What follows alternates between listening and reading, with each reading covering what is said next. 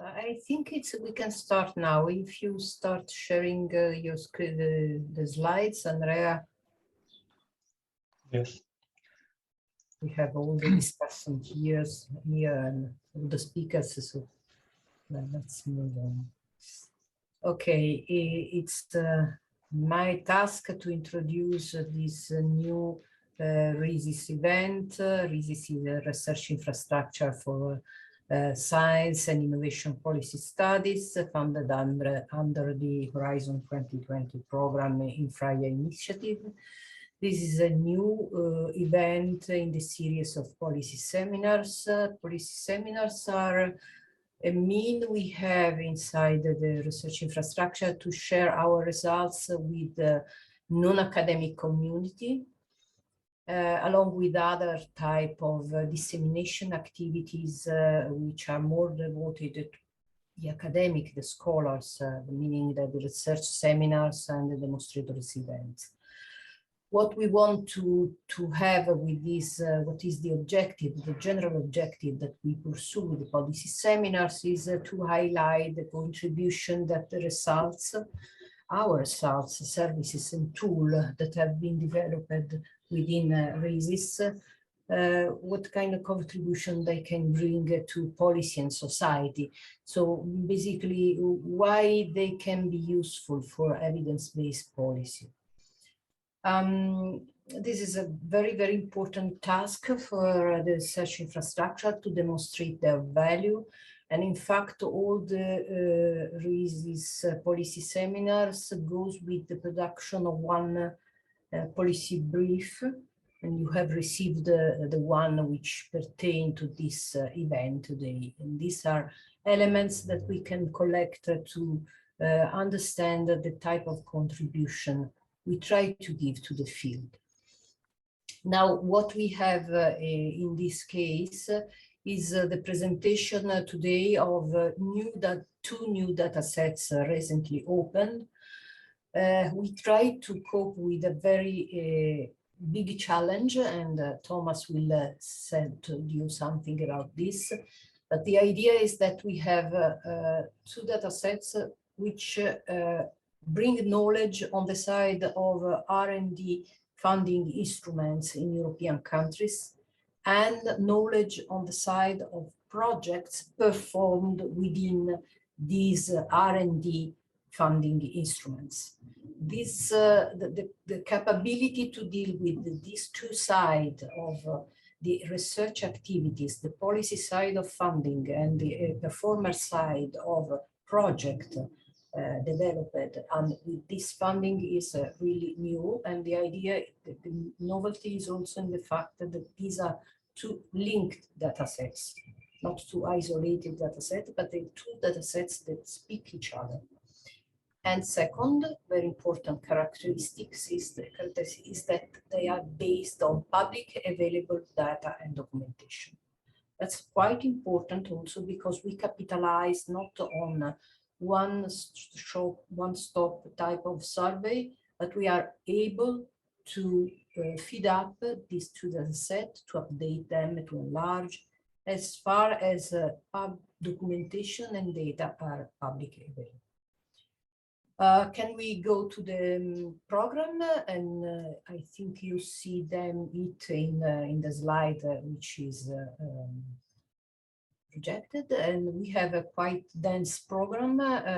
It's after me, Thomas will illustrate more precisely what we are presenting in this event. Then we have 45 minutes for the presentation of the instruments, meaning the data sets from Georg and Andrea and Antonio.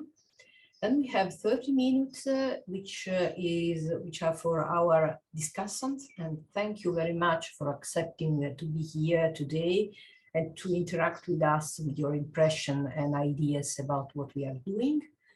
They are Fernando Galindo-Rueda from OECD, Nicola Francesco Dotti from Science Europe, and Anke Reinhardt. I'm very glad to see you again, Anke, in this occasion. Nice really to see you from the FG. And then we have some space for open comments and debate, and finally a wrap-up. So Thomas, is your time. Please go on. Thank you very much, Emanuela, for the introduction of the session, and welcome also to everybody from my side. It's really a pleasure since we've worked a lot the past 2 and 3 years on the advancements and developments of these 2 data sets, that we can finally present the first outcome and the first very small joint use case. Emanuela has already summarized, reflected on the background of this, and so the background is that project-based R&D activities funded by public research funding organizations, by RFLs, have become a core interest in research, but also in policy. And that's also why we as RISIS, it's an obligation for us to put a strong emphasis in responding to this growing interest and increasing demand from the research community, but also from policymakers, by maintaining and further developing data sets on project-based R&D. And you see that we have 2 main cornerstones developed within RISIS. Some of you may already know that we have the UPRO dataset, which is an already established dataset in RISIS and widely used by the research community in the analysis of project-based R&D collaborations and networks across Europe. And it is also an important impetus to RISIS indicator tools, NOMAC and ORCREG, but also FirmReg. But it misses nationally funded R&D projects. It's up to now only focused on European ones.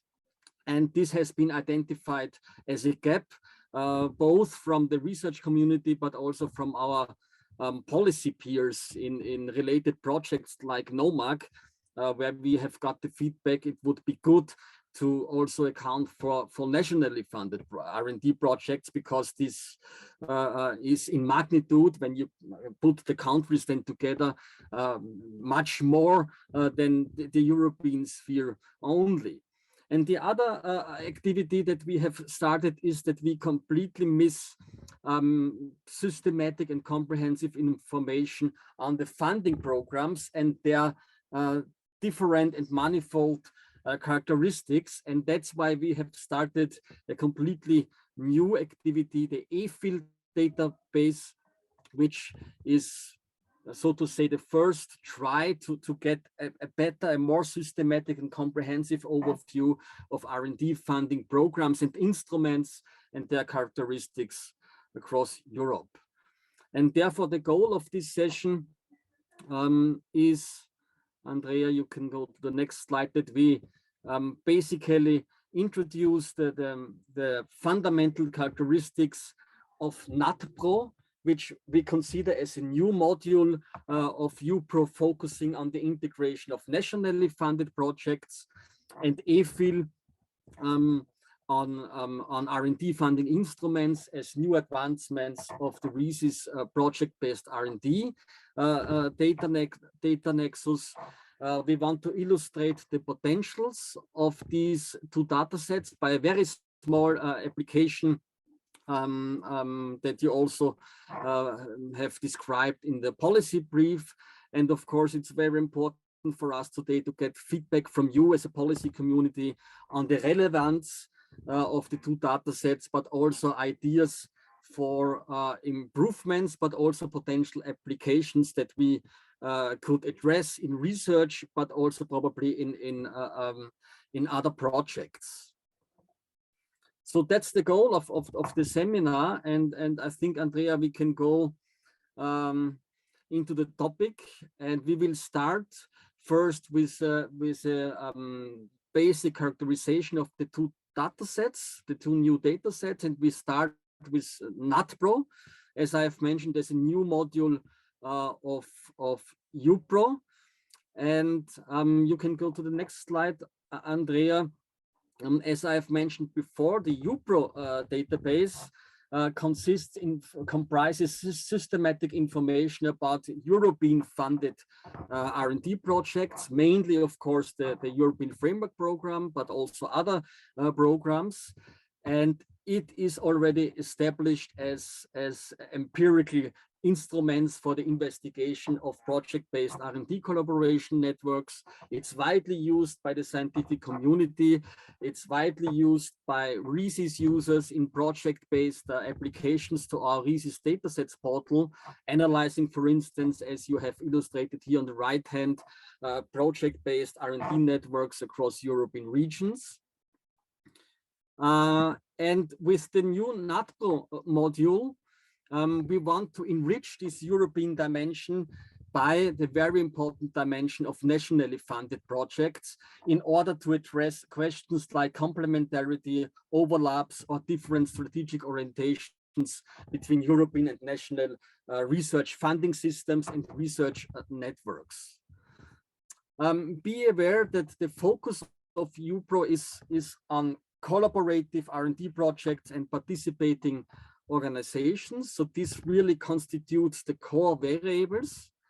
And if we go to the next slide, you can see here a summary or an illustration of the basic architecture of EUPRO as it illustrates now. So you see the green box, so to say, is what we already had before. So systematic information about R&D projects funded at the European level, the framework program, Eureka cost, some GTIs, some JPIs. And what we have now done is that we are collecting data on nationally funded R&D projects. This is indicated by the orange box that is now new to the EUPRO data nexus on R&D projects. And what is really important here, and that's really what we think is the USB of not only of EUPRO, but of RISIS as a whole, is that this is interlinked. So it's not only interlinked between the old EUPRO part and the new NatPro part, so the nationally funded project, but also to the other RISIS data sets, in particular via the organization register on public research organizations and the firm register on firms active in R&D. And by this it is linked to the RISIS datasets families on firms R&D outputs, public sector and policy learning. And that's the way we have started it.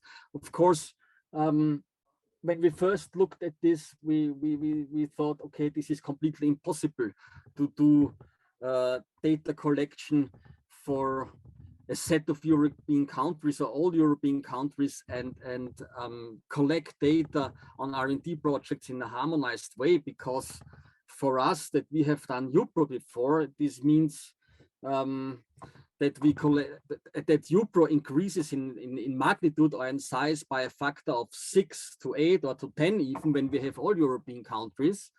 So we started with a pilot phase on data collection, and it turned out that it is feasible from our point of view to do so because we have resources developed within RISIS that enables this data collection. And most importantly, I have mentioned already the possibility to harmonize actors, participants active in R&D projects to the organization registers that we have developed in RISIS, but also, for instance, the usage of geocoding tools so that we can assign participants to respective geographical locations. And only with these resources that we have developed in RISIS before, we said, okay, we make a try. And Georg will show you, who is the main responsible for data collection, how far we come. And to my view, this is quite remarkable. And I hand over to Georg, and you can go to the next slide, Andrea, also in that context. So thank you, Thomas, and hello also from my side. So as Thomas said, we're able to finalize the first 2 years of data collection. We started with 5 pilot countries in 2020 and added 5 more countries last year. Just very briefly, what do we understand as collecting data? What we do, we collect the data from public sources, download it, set up a source data set, and all we do in the first step is that we change the original structure in a harmonized structure so that we can apply all the mechanisms to all the data sets. We do that either on the level of countries, if there's a national research information system, or on the level of individual RFOs, if there's not such a system. Then that way we end with a program, a project, and the participation table for each country or RFO. We then apply our cleaning and matching mechanism already Thomas highlighted, and most importantly, link to the organization registers. We did this so far for 10 countries. We tried to include different country types. So we wanted to make sure that we have included large countries, so far Germany and Italy, but also medium-sized countries like Austria, Ireland, and Sweden. A priority was to include countries from the so-called new member states that are not that new anymore. So we have now included the Czech Republic, Estonia, and Poland. But we also included two non or not anymore EU countries, Switzerland and United Kingdom. So we have a quite diverse set of countries. And also a priority was that we have an overlap with the EFIL data set, so that this linking was a priority from the very beginning, that we start with similar countries, not the same, but similar countries, so that we can from the very beginning on use the 2 data sets together. That way we were so far able to include up almost 500,000 of projects with almost 700,000 participations. As Thomas said, it's about so far already 4 times more than the original EUPRO had projects, and it's growing fast. And we were also able to finalize just last week the matching with RISIS. Now also for the 21 countries, this is included, so we can so the data sets for all 10 countries are ready to be used. Next slide, please. Just a quick overview over our 10 countries. I don't want to go into the numbers, but what we can see that we have a large number of projects for all of the countries, also for the smaller countries. Of course, the 2 large countries, Germany and United Kingdom, for each of them we have about a quarter of about 125,000 or 120,000 projects and about 150,000 participations. We can also see in the column overlap with RISIS that this was quite successful. Depending on the country or the funding organization, we were able to match between 70 and almost 100% of the organizations to RISIS. The difference is not because the matching worked not well in some countries, but if there are innovation agencies, including funding, mostly firms, of course, they can't yet be matched to RISIS. They will be later matched to framework. So we expect that at the end we will be able to match more than 90% of all our participations to one of the 2 registers. You can also see that the numbers of RFOs included by country is quite differs a lot. If we have national research funding systems like in the Czech Republic, Estonia, Sweden, and United Kingdom, we usually have a large number of funding agencies included, from 10 to up to about 30. For the other countries where we had to collect data on the level of single RFOs, we usually focus on the 1 or 2 main agencies, always the National Research Council, and if possible also the main innovation agency of the country. And when it comes to time coverage, we learned that the time coverage was the smallest problem. So we were able to collect data for quite long time series for most countries. So overall, we learned that data access, and if data is available, especially in the structure, that we can use it and can was the bottleneck. But the if data is available for a country or IFO, then our approach worked quite well. So once we have the data, we were able to use the data and to our standardizations. So next slide, please. So I try to keep it very short with the data collection, the data, and focus on some insights into selected countries. I will show.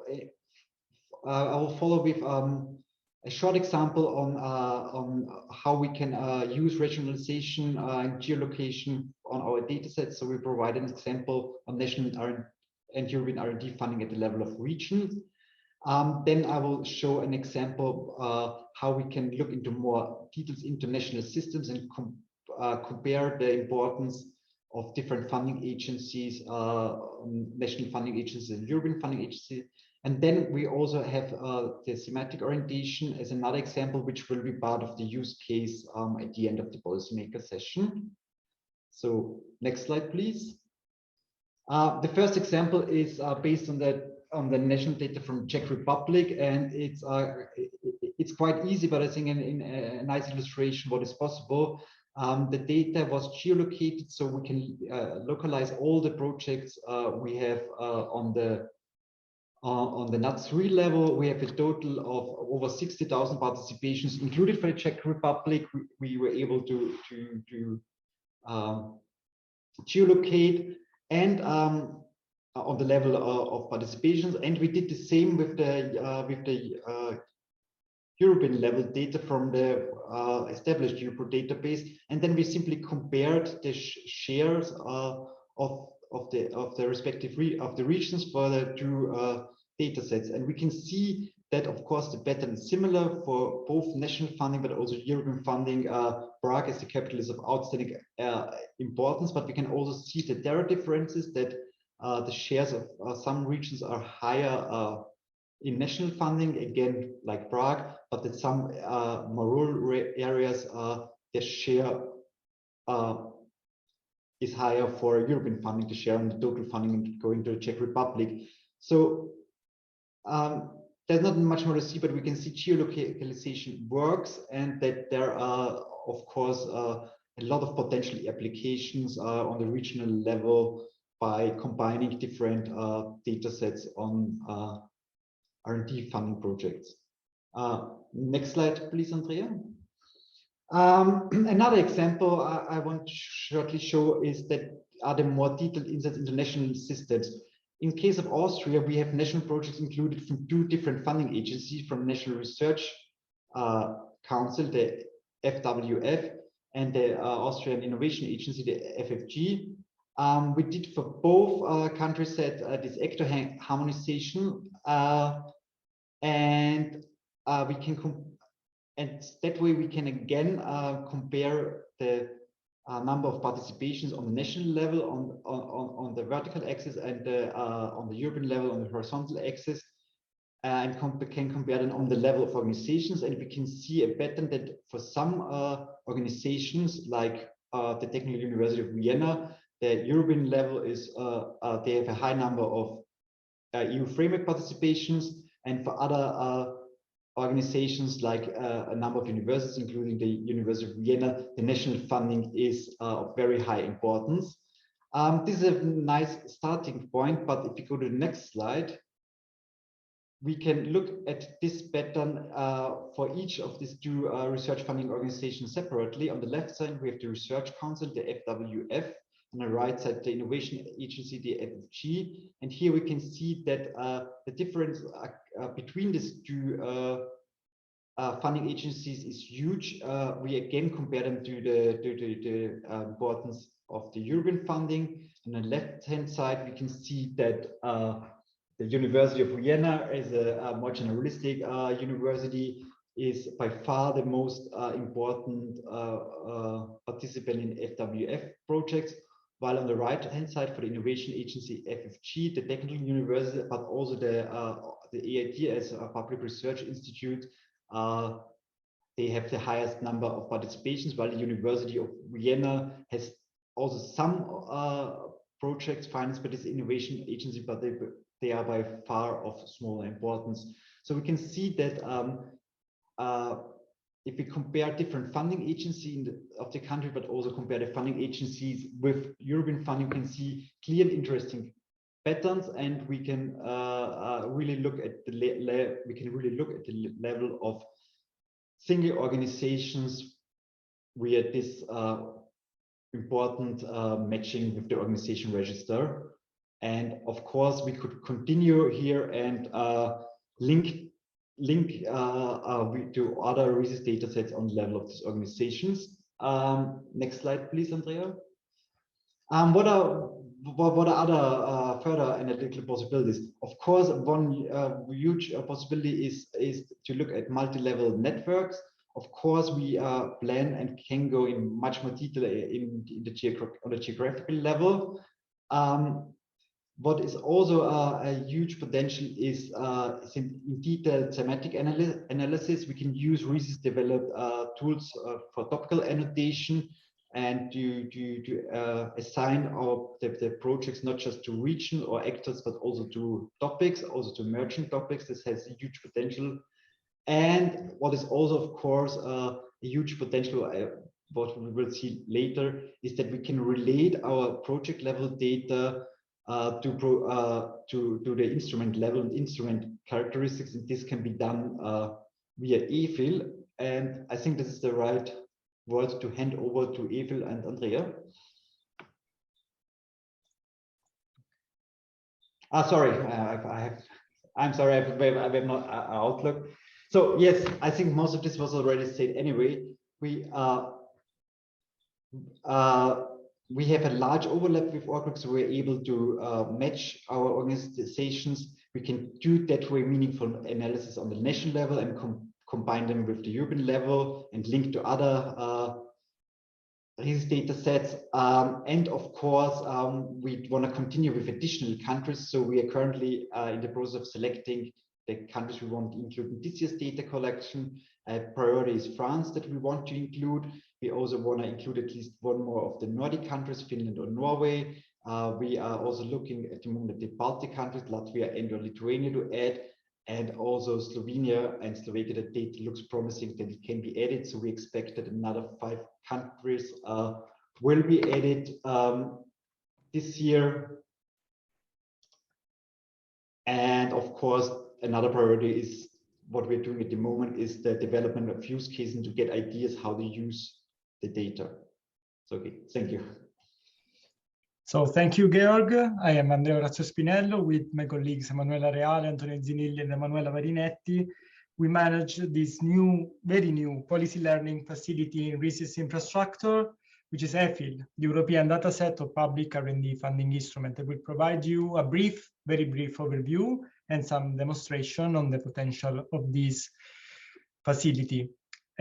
What is EFIL? So while NatPro provides data on nationally funded R&D on the project level, EFIL collects data at the funding instrument level with a focus on the policy design of project funding. So what is the aim of the database? The aim is to characterize the portfolios of public policy instrument of RFOs from some selected European countries, so that we can produce evidence of the structural, procedural, allocational dimension related to the funding instrument, and provide a framework on the organizational profiles.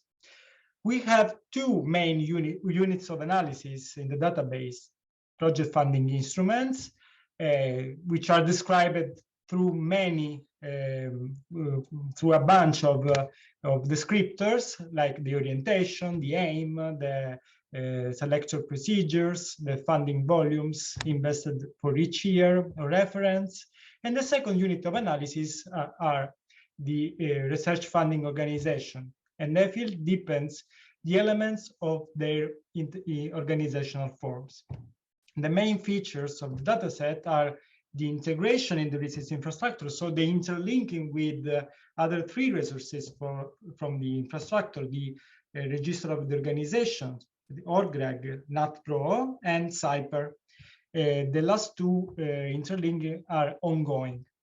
Another feature is the possibility of characterize the instruments through text analysis, keywords, and vocabularies, but my colleague Antonio Zinilli will explain better this aspect. How works data collection in EFIL? The data collection is based on publicly available official documents accessible through web exploration. So it's not a survey. The data collection takes into account only project funding instruments, including, for example, career and mobility programs from the RFOs. And the database in general provides a set of descriptors with a particular emphasis on the general characterization of the instrument. So as I said before, the orientation, the aim, the delegation mode of funding, the composition of decision-making body for selecting the projects, the funding allocation characteristics, what are the eligible beneficiaries, and a particular emphasis is put on the funding allocated for each instrument for each year of reference. The years of reference are for the time being, from 2018 backwards to 2010. So EFIL enables the recomposition of data on funding instruments, which are normally scattered across multiple locations and sources. The main challenge we tackled in creating this database is represent the granularity of the funding instrument portfolio. We have in EFIL a double representation of the RFO instrument portfolio. We have the smaller level of the composition of the portfolio, the single funding instruments. We collected data on 528 single funding instruments, which are identified by a proper budget and proper characteristics. But when data on the single instruments are missing, are not available through the official sources, we created aggregation of instruments. We created the concept of instrument root. Instrument root in EFIL are aggregation of instruments when the data on the single instrument are not available, based on the upper level decomposition presented by the RFOs in annual reports in the website, for example. Another criterion to build these routes is the overlapping of mission and objective of the instruments. And the third criterion is the thematic orientation, which has to be similar to aggregate the instrument. So the creation of instrument routes is a methodological solution that allows not to compromise the completeness of the reconstruction of the portfolio of the RFOs when official data are not available or completely missing. This is an overview on the structure of the database. We have a table dedicated to the RFOs with some descriptor to characterize them. We have two tables, one dedicated to the root, one dedicated to the smaller level of the composition, the instrument table, with all the descriptors related to the funding instrument. We have a time variant table about budget at the bottom of the scheme. And also we have connected to the main database a repository of textual materials hosted on a cloud. This repository hosts official documentation on which was based the data collection, and this repository will be free for the users to use to perform text analysis. But we also provide some results from text analysis in the database, because we describe instrument through societal grand challenges, key enabling technologies, and sustainable development goal. My colleague Antonio will talk about this in a few minutes. And of course, the database is connected, is integrated in the RISIS infrastructure with RISIS, NatPro, and Cyber. What is the state of play of EFIL? EFIL has opened in March 2022. And the collection covered 528 instruments from 52 RFOs from 9 countries for the time being: Austria, Czech Republic, Denmark, Estonia, Germany, Italy, Norway, Switzerland, and United Kingdom. We found a high coverage of financial data, a quite good coverage on descriptors, on instrument descriptors, but we noticed the need to complement some information which are not retrievable from the internet sources, from the official sources, because the difference among RFOs about the availability of data is relevant. So, descriptors at a glance, very briefly. The main descriptors for the RFO are textual descriptors, like the description of the mission and the description of the organizational structure. Of course, we have the name, the acronym, the domain, the information on the role of performer. The descriptors on the instrument or root level are the name, the goal, the aim, the association with categories related to CAT, SGC, and SDG, the type of transfer, if it's an instrument designed to encourage the academic-private cooperation, information on composition of decision-making body, information on assessment criteria for funding allocation, the assessment methods, the level of openness, which are the eligible sector, and the type of funding, and of course, the budget earmarked or approved for each reference year. Now, I will provide you some insight from the data from the database. I will provide some very simple descriptive analysis. For example, this very simple analysis is on RFO domains. We can analyze the importance of the type of RFOs managing project funding instrument. I selected 4 countries out of 9, and we can see the number of single instruments by country and the managing RFOs position vis-a-vis to the state. We can see the importance of research council, which are the majority of the RFOs in the 4 countries selected. We can see also the evolution of funding by RFO, by type of RFO.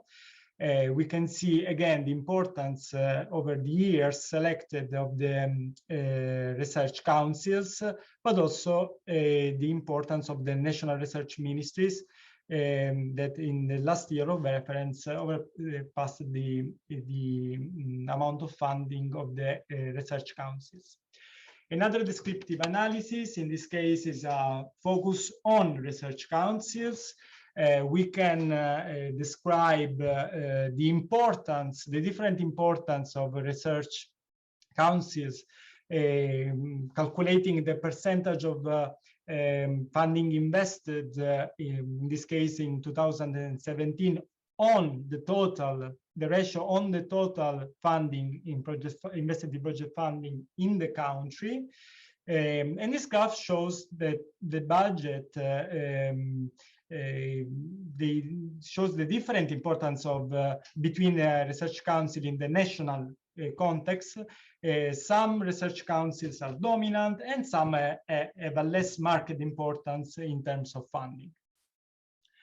The third analysis is on the type of transfer. EFIL distinguishes into grant type of transfer, project type of transfer, and network type of transfer, in which the grant is basically the funding to people for their career development. The project mode is the normal project funding for projects limited in time and scope. Network is a form of delegation which is based on the creation of long-term cooperation between researchers or between institutions. We can see on this slide the different delegation mode in these 3 considered RFOs: the DFF from Denmark, the SNSF from Switzerland, and the RISIS from Norway. So when it comes to delegation mode, the 3 RFOs considered, they behave in different way, with a larger importance given to the network, for example, from the RCN Norway, and the null importance given by the DFF, for example. I will go very quickly with another descriptive analysis based on the aim of the instruments. In EFIL, we distinguish between curiosity-driven orientation, policy orientation, and economic innovation orientation of the policy instrument. We can see that for SNSF, for example, we have a strong importance of the curiosity-driven instruments, which are 90% more or less of the budget invested in 2000 and over the years from 2010 to 2018. And we can see otherwise that RCN Norway has the three type of orientation all considered, and priorities given to the policy orientation on the curiosity driven. So RCN has a strong orientation toward a policy instrument, while SNSF is more oriented to curiosity-driven research. A last descriptive analysis on my side is on the criteria of evaluation and decision-making bodies.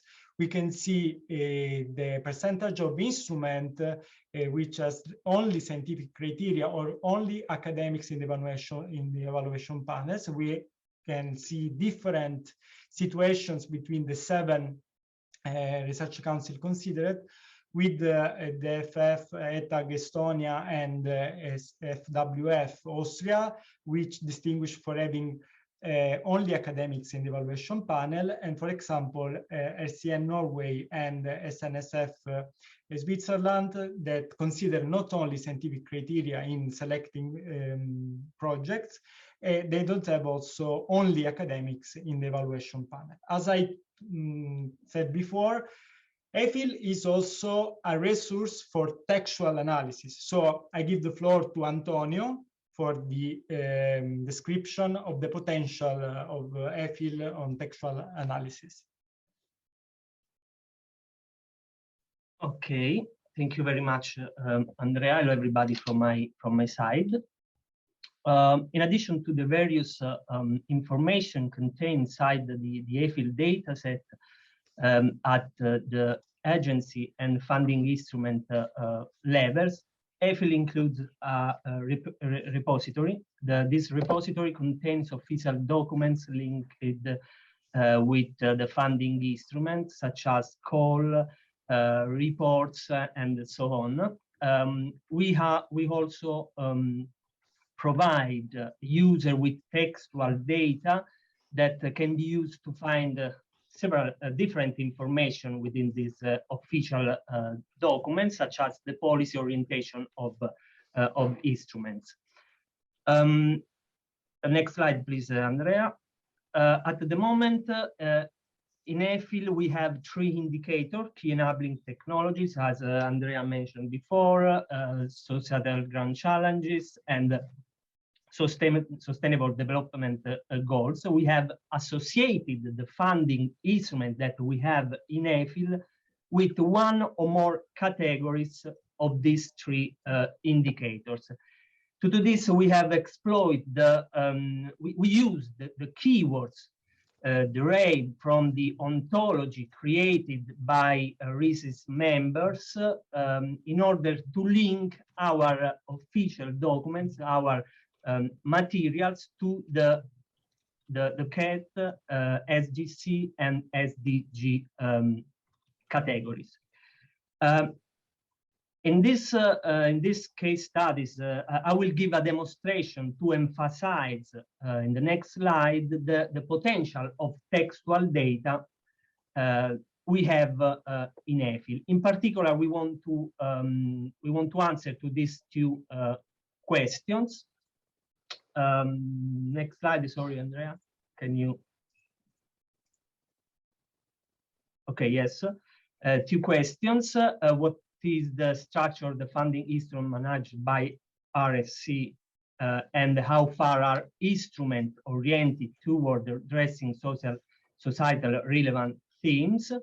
The second question is possible to measure the similarity among tests of different calls. For the present purpose, we will only look at the Research Council of some countries. On the bottom of the slide, you have the list of the Research Council involved in this demonstration, this case study, and the countries involved. We begin by identifying the funding instrument objective in terms of 3 indicators through the official documents of such research councils.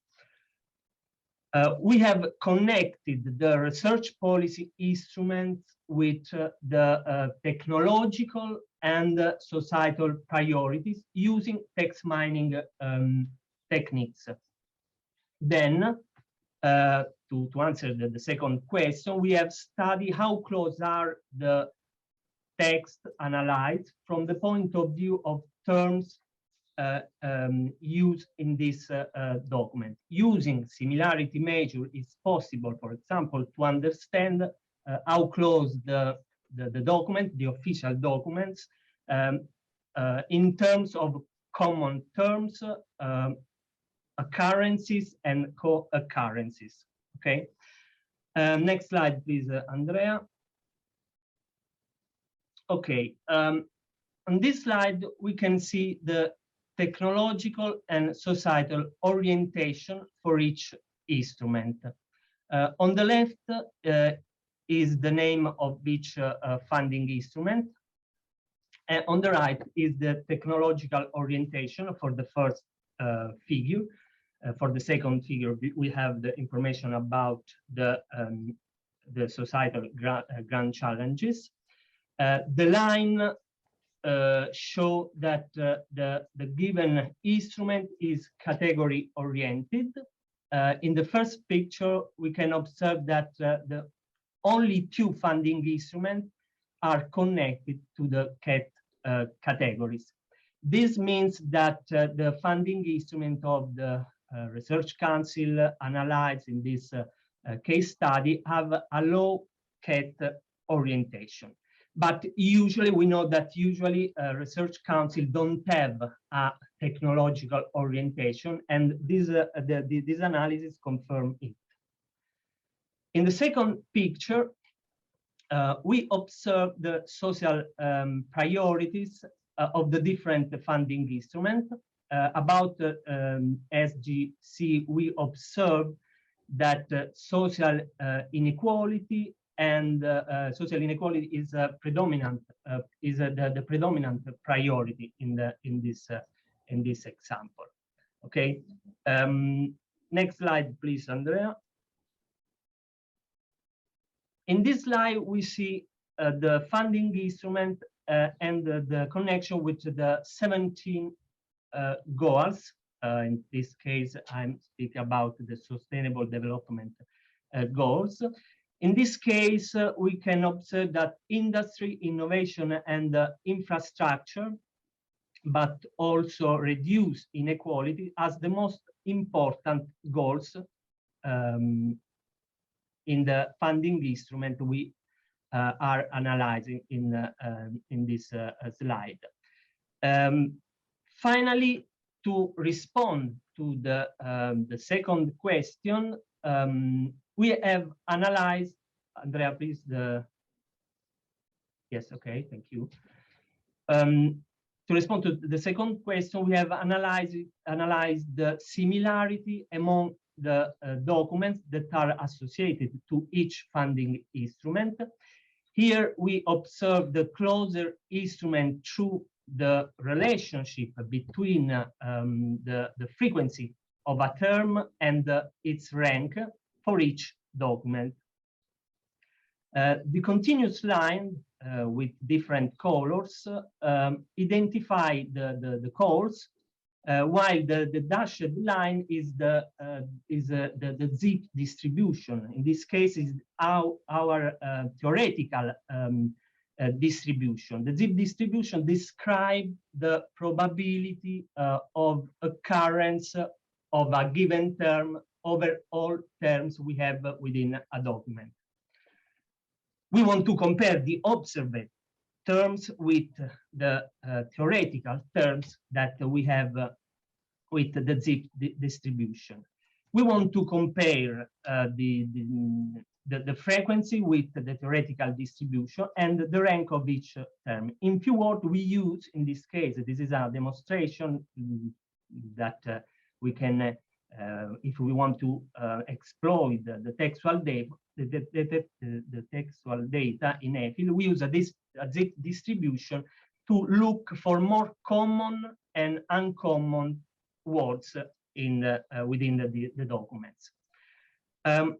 Our plot in this case illustrates that the distribution is similar across the call we have analyzed. We see that the tail of distribution deviate, suggesting our distribution don't follow the theoretical distribution, the zip distribution perfectly. However, it's close enough to say that the law approximately our corpus. In the deviation, what means in this case the deviation? Means that at I rank, our corpus, composed of different documents we have analyzed, contain fewer uncommon words than predicted by the theoretical distribution, the zip distribution. This is an example what is possible to do analyzing the textual data in EFIL. Next slide, Andrea. Okay, the focus on sustainable development goals and societal grand challenges, we have seen that is limited to a few instruments, but the share invested is large because we can put in a relationship the different categories with the other variables we have within the EFIL dataset.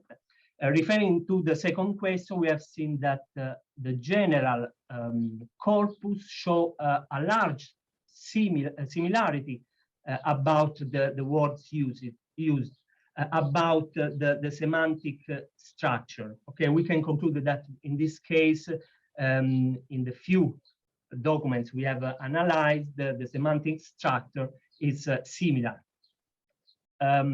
between and within the research council that implemented the different codes, that designed the different codes. I think that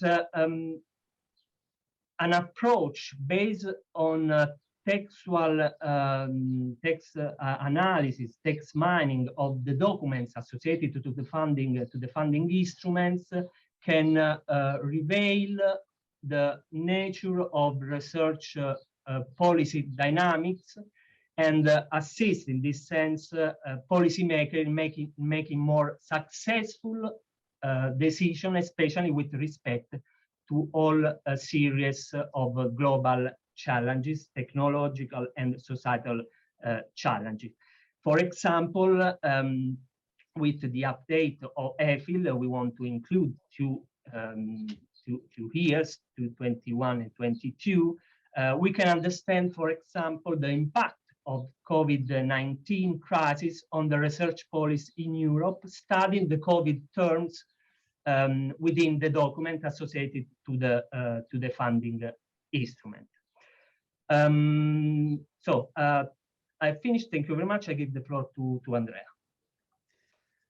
Okay, now we will present the contents of the policy brief. In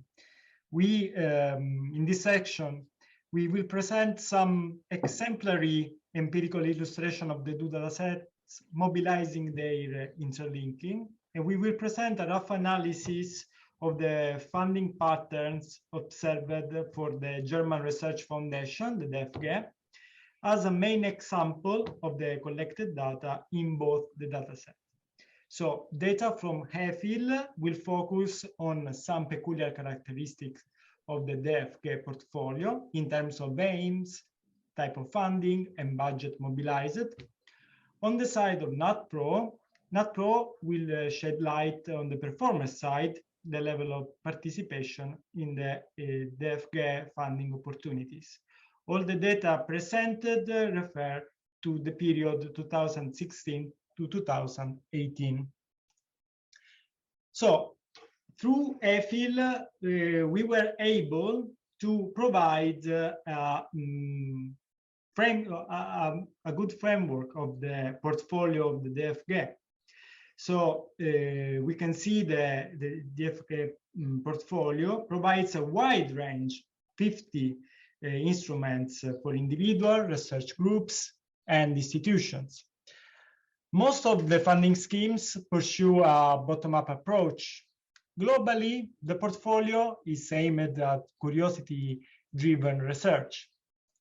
And we can find a low orientation to economic innovation or to specific policy goals.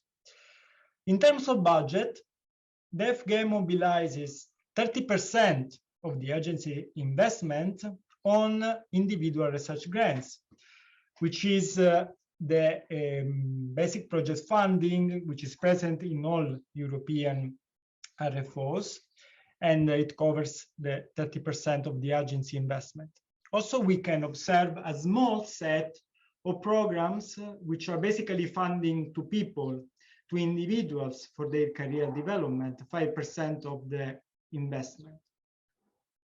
And what distinguishes the agency, the RFO, is the strong presence of funding schemes devoted to scientific excellence and fulfillment of relevant priorities. For example, the priority programs follow a top-down approach in this sense. We have also strong presence of coordinated programs that enable the formation of long-term networks, both of researcher and of institutional networks. In the next slide, we present in this plot the DFG funding opportunities grouped by instrument aim and type of funding and linked with the percentage of funding investment in the 3 years of reference. We can see that the general advancement of knowledge is the main investment of the agency, because the agency invests mainly in project funding, limited in time and scope, that pursue the general advancement of knowledge in all disciplinary fields. So the agency invests significantly in basic research, but the core of the DFG portfolio is focused on excellence and internationalization, with two types of delegation. The normal, we can say, project funding through the Excellence Initiative that covers the 17% of the budget in 2018, which promotes cutting-edge research contributing to German universities' international competitiveness. But also a consistent part of the DFG budget is targeted to cooperative excellence research between different organizations, forming a network between organizations, and for the establishment of long-term research unit. We can see on the left bottom of the plot the low percentage targeted to the career development, but also we can have investment in infrastructure, international collaboration, and in priority setting programs. This graph reproduces the evolution of the funding from the DFG by type. The three types are project, network, and grant. Again, from 2016 to 2018, there has been an increase of the total DFG funding, 12% of increase, but the various types of funding have not shown a significant proportional difference. And as I said before, the smaller percentage of funding is allocated to personal grants for career development. And the cooperative excellence research between different organizations or between researchers keep on representing an asset for the agency. In terms of orientation, general orientation of the schemes, the funded research is generally not geared following a top-down approach, except for the priority programs, as I said before. So the project proposer can retain control on the research topics. But the analytical text mining we performed, applied to the official documentation of the DFG, showed that some instruments can be associated with some societal development goals and societal grand challenge. In terms of development goals, the main categories associated with the DFG instruments are partnership for the goals and decent work and economic growth. Instead, society is the primary political priority for the DFG in terms of societal grand challenges. So I leave the floor to Georg for the NatPro part of analysis. Thank you. So what we did with NatPro, we were looking on the performance side of projects and participation. So what we did, we connected the NatPro database to EFIL on the level of programs, and we analyzed participations in DFG funded projects for the same time period, 2016-2018, and we focused on selected major German universities and public research organizations, simply on the largest one in terms of number of participations DFG projects. We disaggregated by type of funding, and we used the same definition, the same disaggregation as Andrea just presented, so distinguishing between grants, networks, and projects. And what we also did, we complemented our data with data on participations at the European level again, and from EUPRO database, and we're linking on the organization level. So if we look at the next slide,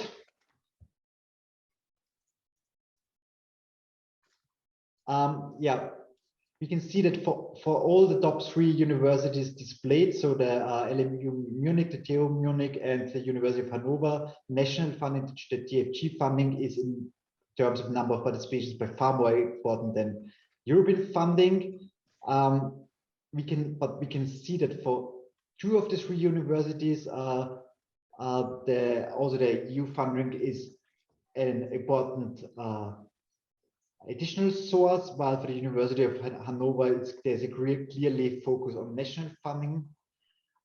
If you look at the public research organizations, we see that here the European funding plays a much larger role, or has a much larger share than for the universities. But again, we see also a large difference across the different public research organizations. Fraunhofer is the only applied research organizations including our sample. We see that this is clearly oriented. They have towards the European side. They have a high share of European funded R&D projects.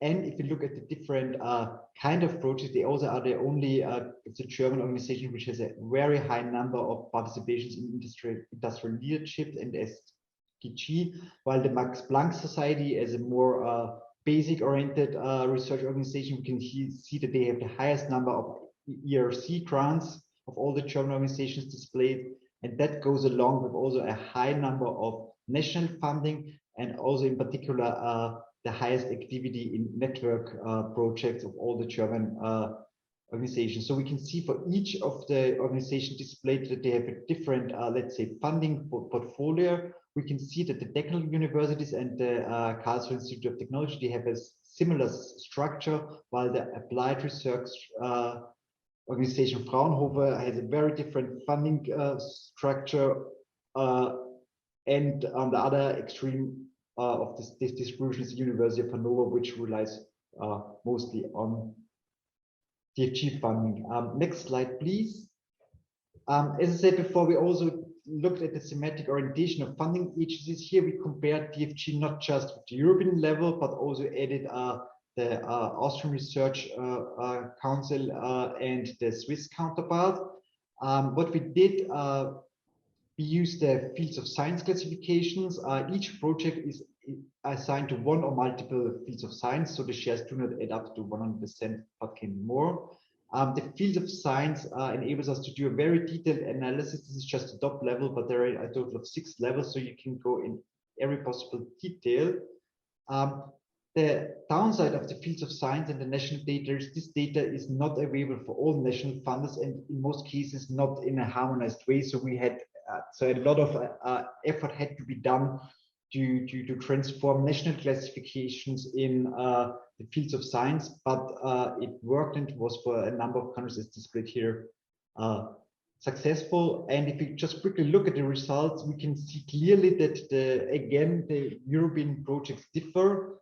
There's a huge priority in social sciences for European projects, which is not the case for any of the national funders. But we can also see that there are differences between the different national funding agencies. So the Austrian FWF has the highest share of projects which are assigned to natural science. Also, more than 60% of the Austrian projects are in this field, while for example, medical and health science is one of the few fields which has a similar importance for all funding agencies. So, and of course, this semantic analysis can be combined with analysis on the actor level, as showed before, and the regional level. And if you combine semantic classifications, actor level classification, regional level classification, you have more or less endless possibilities of analysis with the national and European data. So I think we can go to the next slide, please. Just to a very quick summary and starting point of discussion is on the use case. What we've seen with the DFG use case is that, of course, the wide range of funding instrument of the DFG for individuals, research groups, and institutions. We have Andrea demonstrated the bottom-up approach and the clear orientation towards curiosity-driven research and this focus on excellent research. If you look at the project level, we can see that this national funding is for German organizations, for universities, more important than for public research organizations. And we can also see the different funding instruments, both on the national level and on the European level, have different importance for these organizations. And you can see here clear patterns. And by using EFIL and NatPro and by combining that, it really enables us to address this full complexity of R&D funding on both the program and the participation level. Next slide, please.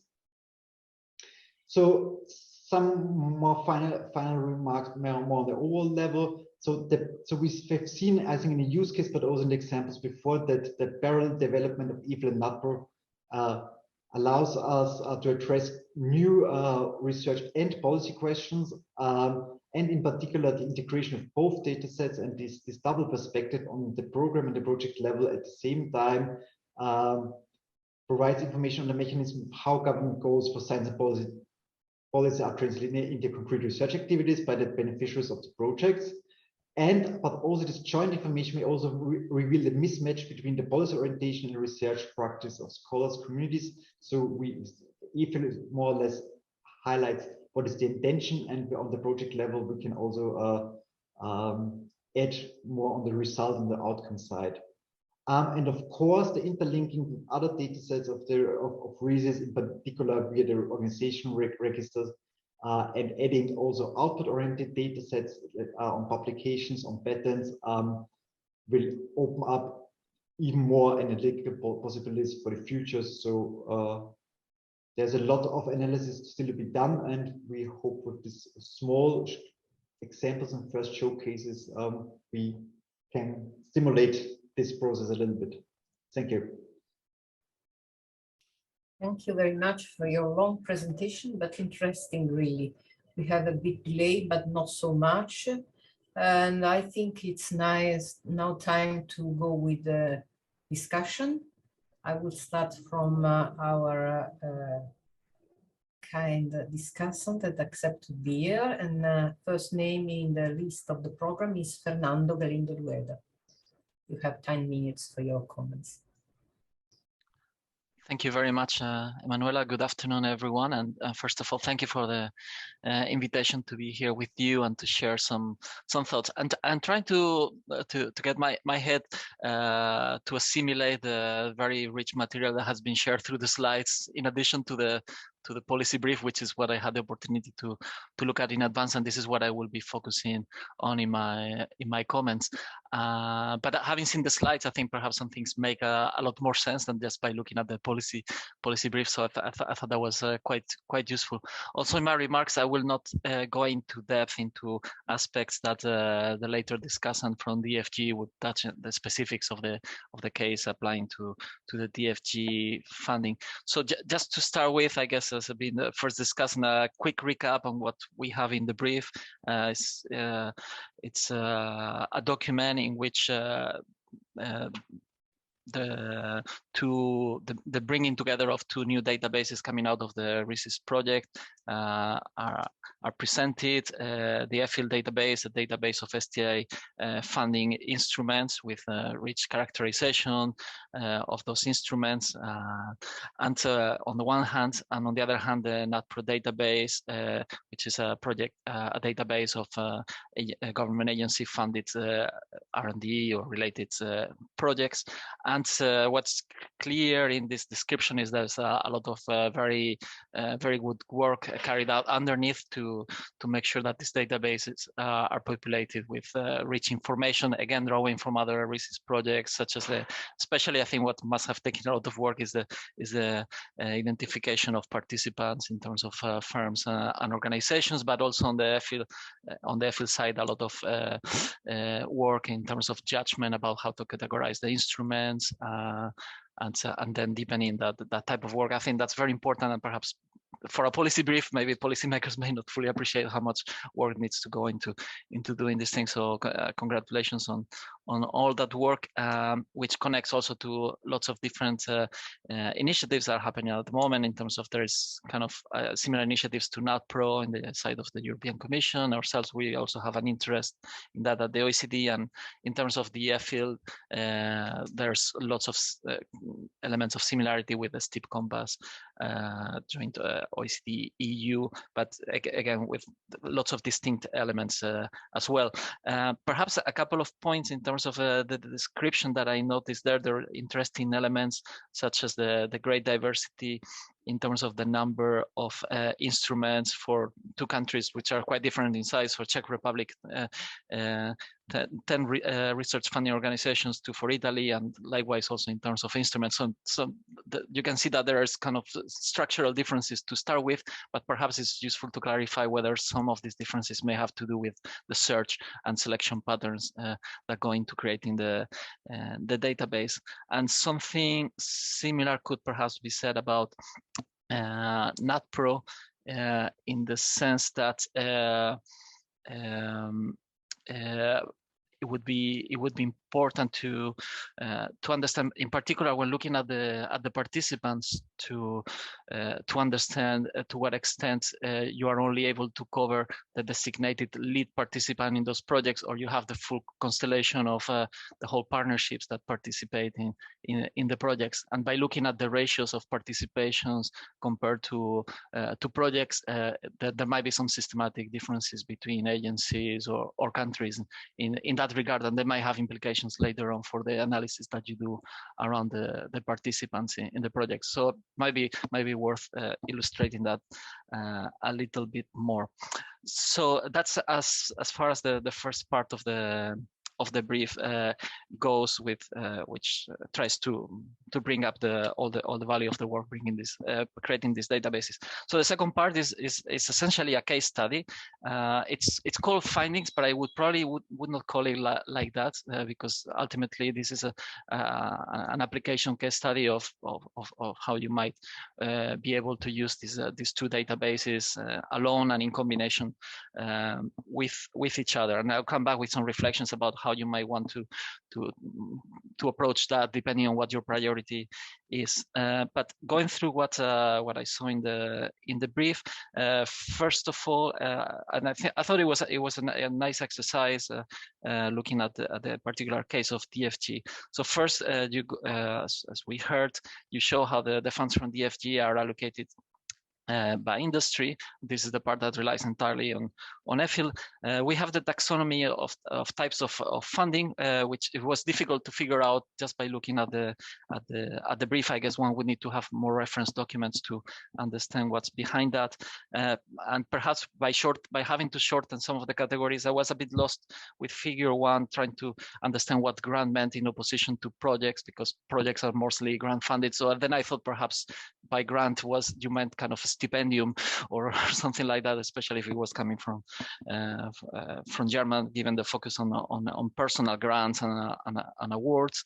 So that's something that could be a bit clearer. And the chart itself perhaps didn't lend itself too clearly to understand what was going on. I thought perhaps a tree map would be more visually appealing and clear, perhaps having different colors for the 3 broad categories. That may be a bit clear, because the x-axis didn't actually really mean anything on itself, at least as far as I could tell.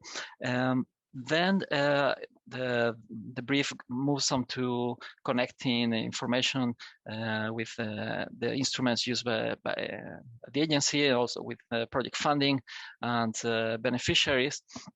And first, I would like to know to what extent what part of the DFG extramural funding is actually captured through the sum of the projects, and that would be a useful contextualization. I guess that there must be, if there are some programs that are missing from DFG, or all programs are there, and perhaps just a few projects that are too sensitive, for example, animal testing or things like that are excluded, just to get an overall sense about what they might be missing.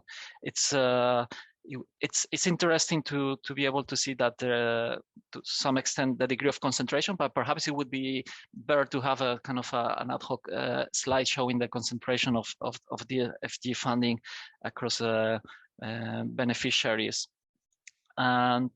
And then the last result shows it has a focus on the major recipients of support and the sources of funds they rely on.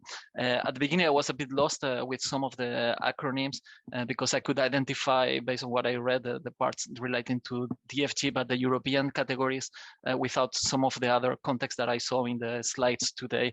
It was a bit difficult to figure out, such as the acronym SGC. I think ultimately this refers to mostly horizon type funding going to these institutions, and perhaps the industry leadership is perhaps coming more from European Innovation Council type funding. It was a bit difficult to understand what was going on there. Perhaps another further points for reflection is whether you have any other German funding sources in NatPro, which are not accounted for in there. I wasn't completely clear, but in terms of building based on the perspective of the German beneficiaries of support from DFG, that might be a useful addition to having there.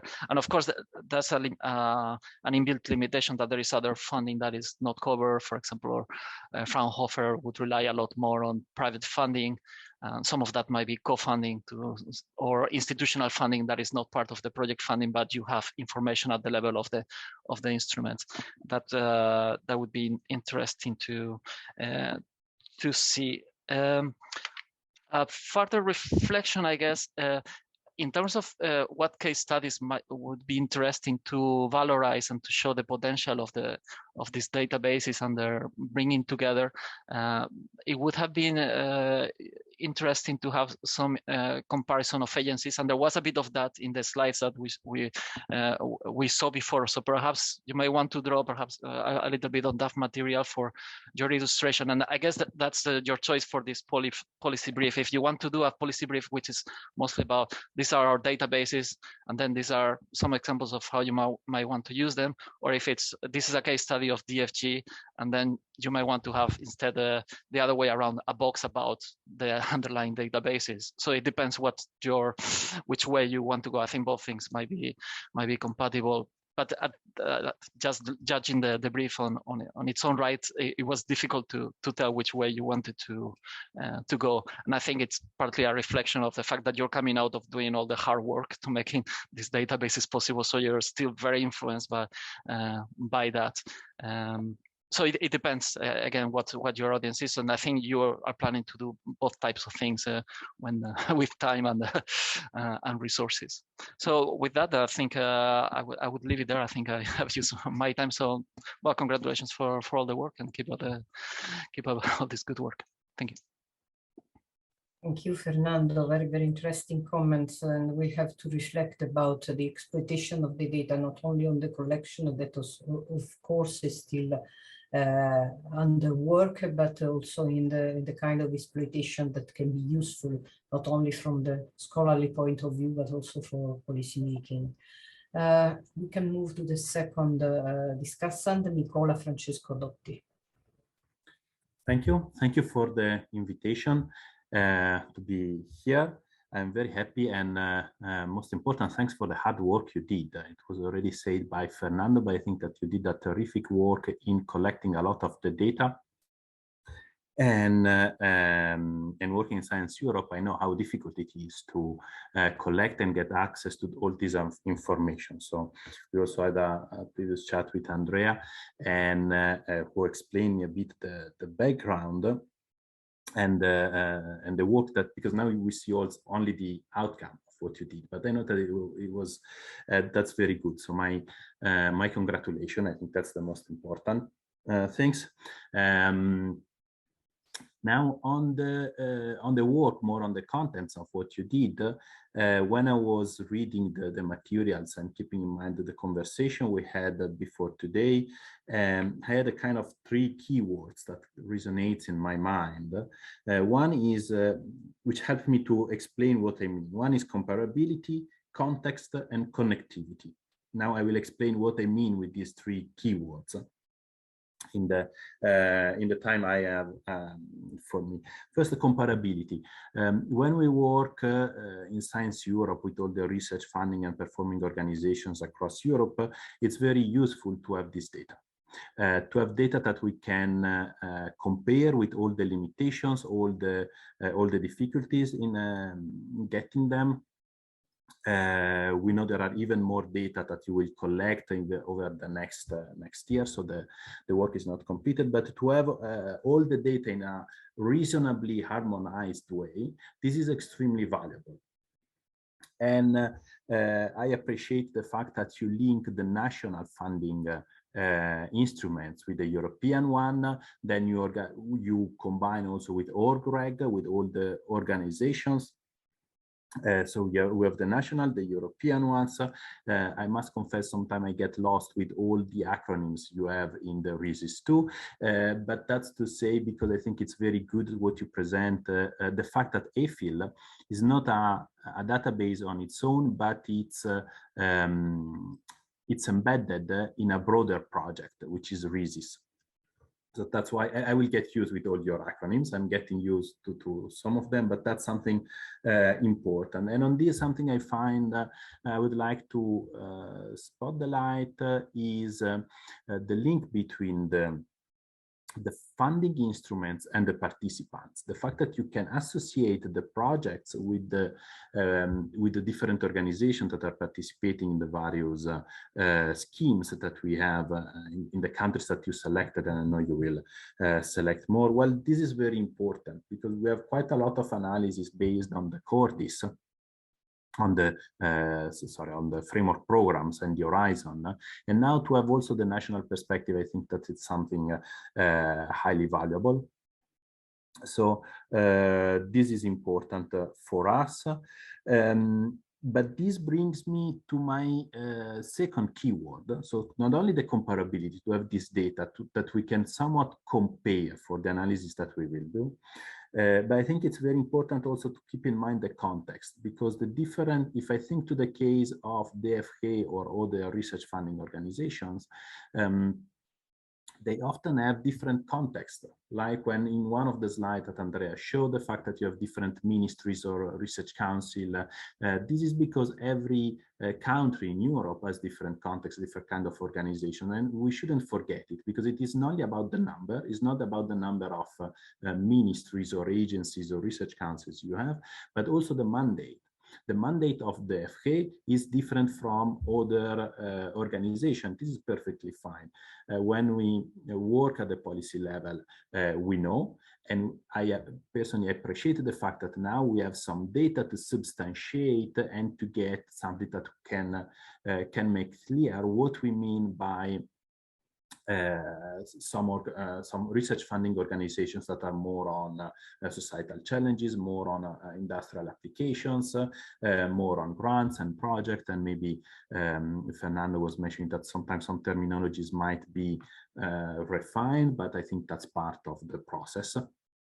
And I really appreciate it. But we shouldn't forget that the context matters in terms of funding, in terms of number of projects, in terms of the fact that for some organizations, you have larger programs with many sub-articulations within, while some others prefer to have several instruments that are smaller. Now, both decisions are legitimate, but I think that the work you do with EFIL is important to give us a substance of something that we perceive, we see, but to have a more systematic overview, I think that's something valuable.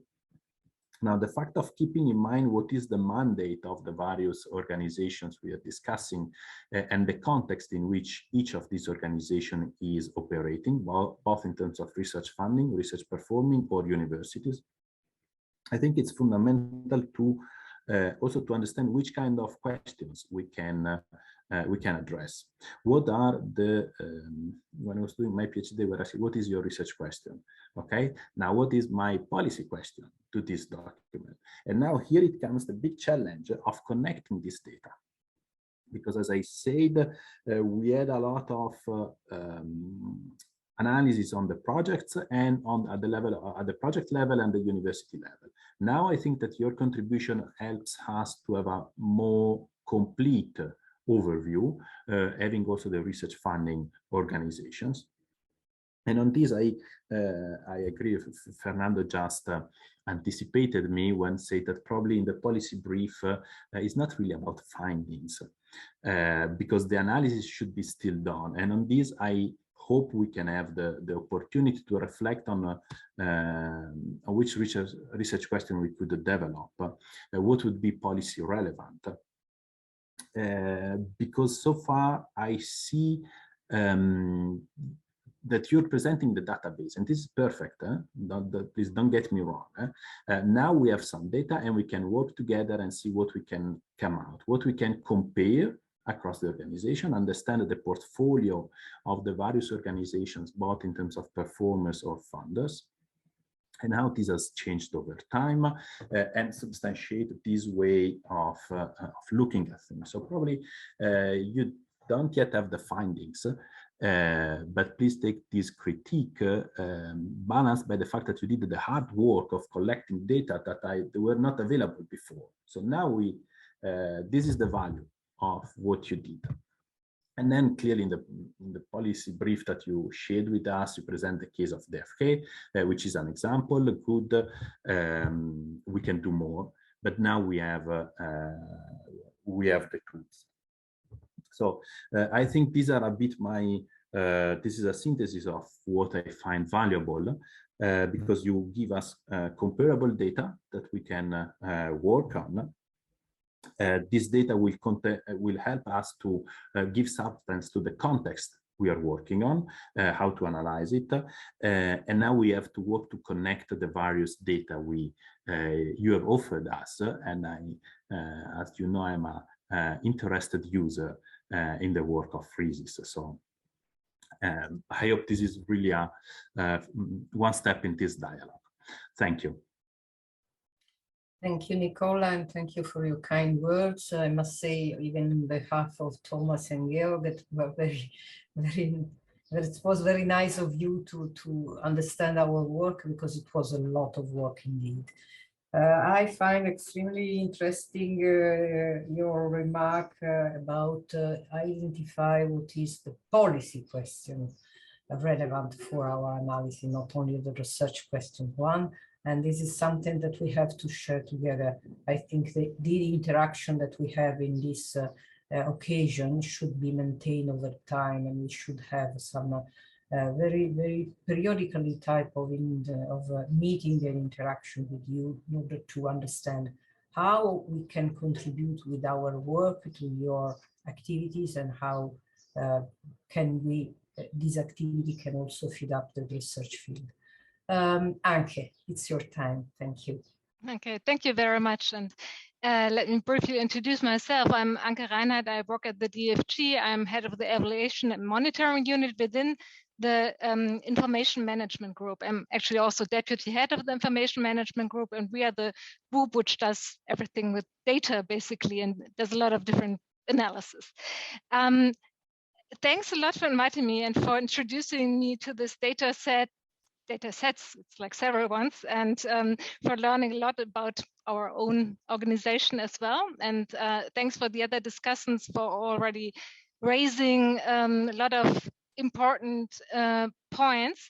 I must say that with this presentation today, many questions that I had were already kind of answered, but I prepared actually some slides in beforehand. So if you're okay, I would share some slides which were loosely based on the policy briefing, but mainly kind of saying what we are doing and how it relates to what you are doing there.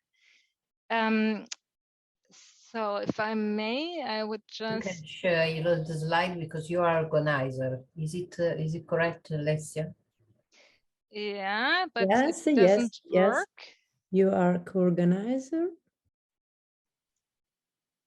Now you can share the... Okay, yeah, now it seems like... Yeah. And... Okay. Can you see it? Yeah, perfectly. Okay, great. So I don't want to go into all the details now, because, you know, before I prepared this and before I prepared this, I didn't really know what you're going to present, so I adapt a bit on the fly. So, well, my first idea, and when I was reading your policy brief, was so what does third-party funding data really tell us about? And this is something, of course, what we are dealing with professionally, one could say so. So, well, first, I want to discuss third-party funding as an indicator, the contribution you're making in that field, other data sources, which is basically our data sources, and then some conclusions I can draw from that. So just to, well, this is first introduction of the DFG, but I think you probably know it, that we are like oriented at basic research, scientific excellence was already mentioned. We fund all different sciences, but only basic research, and we fund about 10,000 new projects per year and 30,000 projects in total, which are then running.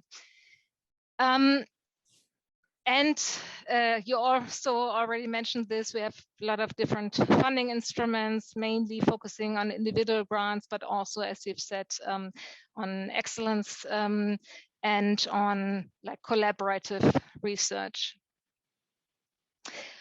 While focusing on this third-party funding, it is actually our experience, at least for Germany as well, that third-party funding says a lot about research activity in general, because in the German case, actually almost 90% of German professors have applied for third-party funding within the past years. And they wrote like 5.8 proposals on average in this time frame, so roughly one proposal per year. And the DFG makes up like a third of this pie, if you want to say so. Professors do obtain about 304,000 euro per year on average. Of course, that there's a high variation, and also high variation among the disciplines. But overall, one can say that third-party funding really reflects research activities as such. It makes up about 27% of the budget of universities, which is, as a DFG, our focus. We also fund some research at non-university research institutions such as Fraunhofer or Max Planck, but our main focus is on universities. And here I had a slide which is maybe not so applicable to your research question, but it kind of discusses whether third-party funding in relation to institutional funding makes up like a too big share or a lesser share. So when I read your policy brief, I thought, okay, so what is the contribution that EFIL and NatPro can make here to this discussion?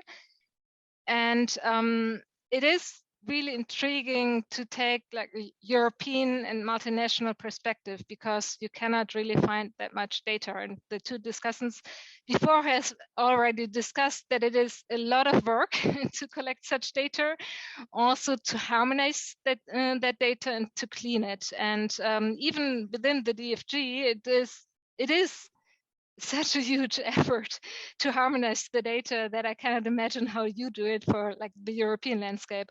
But it opens up the possibility of quantitative and comparative analysis. And from our perspective, it's especially intriguing that it allows for data linkage and for cross comparison, and also, since we have a lot of data on the DFG as well, to kind of check the different perspectives. So quickly introducing what we as the DFG mainly provide as data source. One, like our flagship publication, one could say so, the so-called Funding Atlas, which has been a long-standing publication, which comes out every 3 years in German and English, and it presents a broad set of indicators from different sources. DFG funding is really very much in the focus, but we also collect data from the Ministry of Research and Education, the EU, including the ERC, some other German third-party funding institutions like Alexander von Humboldt Stiftung and German Academic Exchange Council. And we also provide information mainly on German higher education institutions, universities, but also on non-university institutions like Fraunhofer and Max Planck. And we mainly focus on the research profiles of these institutions. On the website, which supports the book, there's a lot of data to download, many graphs, and you can also compare different universities. And our main focus there is not on the funding instruments, even though we have a lot of information, we have a lot of information on the funding instruments in other publications as well, but the Funding Atlas really focuses on the scientific disciplines or the subject profiles. And well, this is just one example of analysis, just the DFG funding. I must say, reading your policy briefing, I was a bit puzzled about University of Hanover, because we don't really see that as a strong well, competitor or recipient of DFG funding. So I would actually be curious to look at that data, but both universities in Munich are really, the biggest universities in terms of DFG funding. And in one of the publications, we also made some like principal component analysis, looking at how similar, dissimilar are the universities regarding their subject profile. And if you look into, well, this is just, the universities there. And if you look into the website, you can also pick your own universities and compare their profiles. Here we have 4 very similar profiles and then one very different one, all clustered by their disciplinary profiles. So why am I mentioning this? I think the data that you're collecting is really, really rich. And I think there's a lot of more type of analysis that you can do with it. And as far as I understood, you basically so far focused on the collection, and I guess also the provision of data for other researchers. And I think it is a good chance to really use the data. Well, first of all, because third-party funding can give a very good impression of research activities. Also because, and I think there I learned a lot from your presentation today, because there are a lot of new ways of data retrieval, for example, the text analysis, as well, and the relationship to the Sustainable Development Goals. For us, I think it is very interesting because it complements our own data sources, and at least potentially it offers the opportunity to compare with other countries or with other funding agencies. I must say that for me, it helped a lot knowing the DFG to of course, kind of grasp the picture that you're painting with your data. I'm not 100% sure that if I would relate it to, like, for example, the Austrian case, or even countries that I know even less, whether I would be able to really figure out what the comparative or comparable institutions, funding instruments, and so on are. But I think there's really good potential to also just bring together the people working with the data, working from the funding agencies, and having in-depth knowledge to then see where really the potential lies and where the interlinkages are.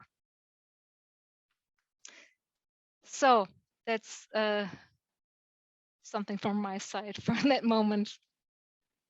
Thank you very much, Anke. I must say that you say some ideas, put some ideas in context, which is food for thought for us.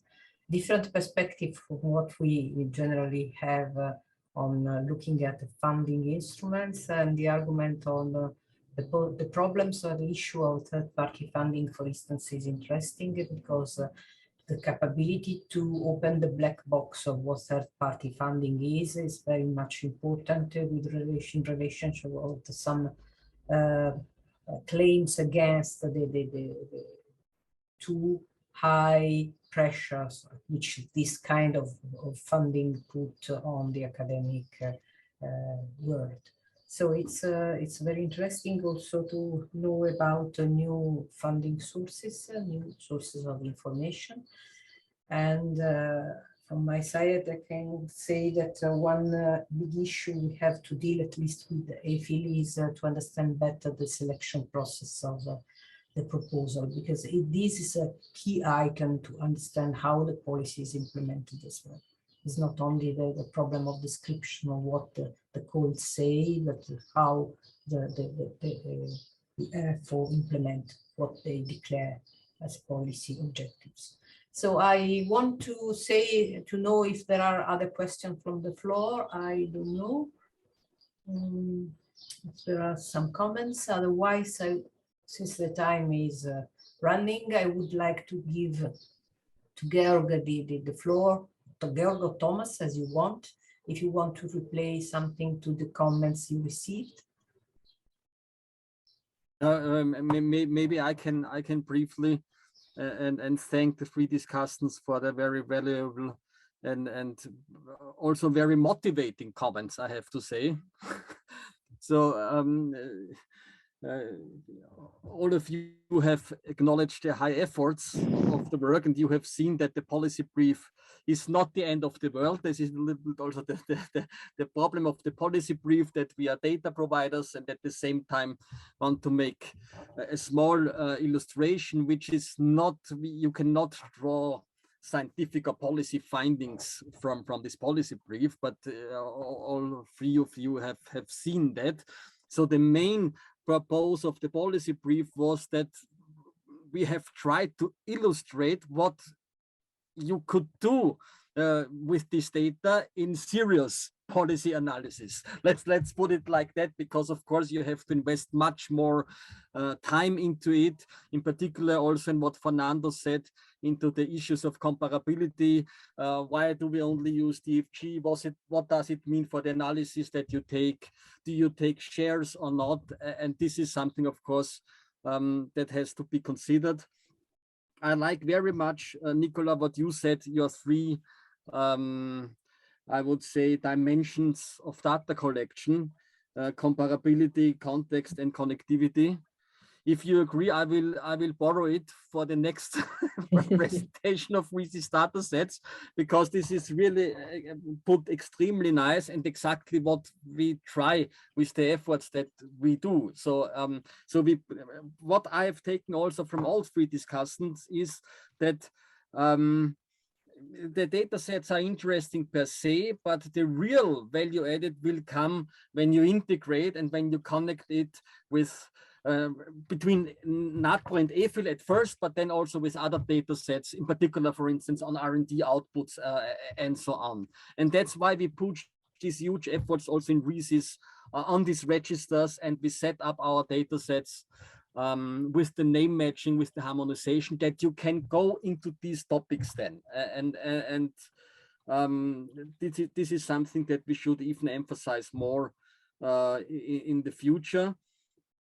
And also, I think, Fernando, you have put some interesting use cases that we could also distribute among our RISIS users, students, and so on. Maybe they want to use our data sets and make an access request and use the data to do a serious study about it. For instance, comparison of agencies, or when we proceed, for instance, maybe you do not know it yet, but we are working on an ontology or to advance our ontologies on sustainable development goals. And then it would indeed be possible to, for the first time, to compare the orientation in terms of SDGs in instruments, and then what is on the other side done at the project level.